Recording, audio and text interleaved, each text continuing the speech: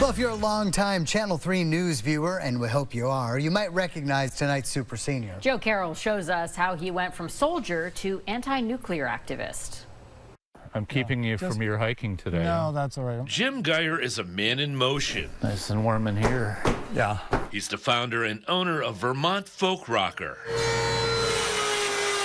the maker of high-end rocking chairs in Starksboro. This is it. They make about 300 a year. Now 81, Jim no longer mans the machines, Sure, I miss these guys. but still runs the operation. In the early 1980s, he was part of a building of a movement, stopping the proliferation of nuclear arms. I was 100 hours a week for about 2 or 3 years, something like that. It was ridiculous. It was crazy, but it was exciting.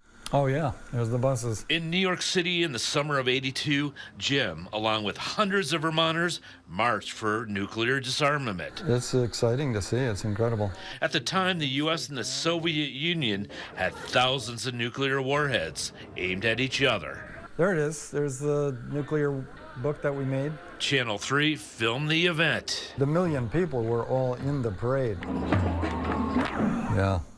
A year earlier, when the Burlington Marketplace was being transformed from a regular street to what you see here, Jim's life was also transformed when he attended a so-called die-in against weapons of mass destruction.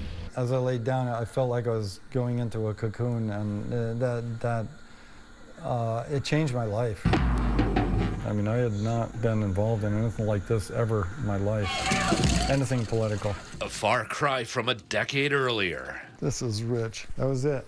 Lieutenant Geier. An officer in the U.S. Army, Jim enlisted, he says, to control his own destiny, worried that he would be drafted and sent off to Vietnam. I was a training officer for Aberdeen, Maryland, Aberdeen Proving Ground for a couple years. Jim finished his tour, came to Vermont to fix and flip homes with his brothers.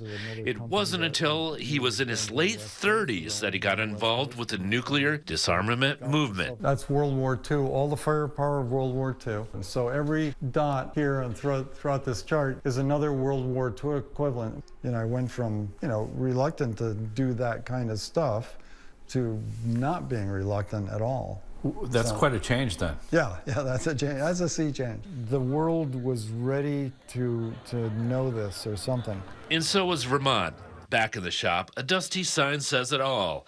At town meeting in 1982, 177 out of 195 towns voted for a nuclear freeze. Jim was the chief organizer. The movement proved to be a success. In 1987, President Reagan negotiated a treaty with Soviet President Mikhail Gorbachev to substantially cut back on both countries' nuclear arsenal. It's a time Jim looks back with fondness and an understanding that we can all make a difference. You refine yourself. Yeah, you try to. A rockin' life indeed. Reporting in Starksboro, Joe Carroll, Channel 3 News.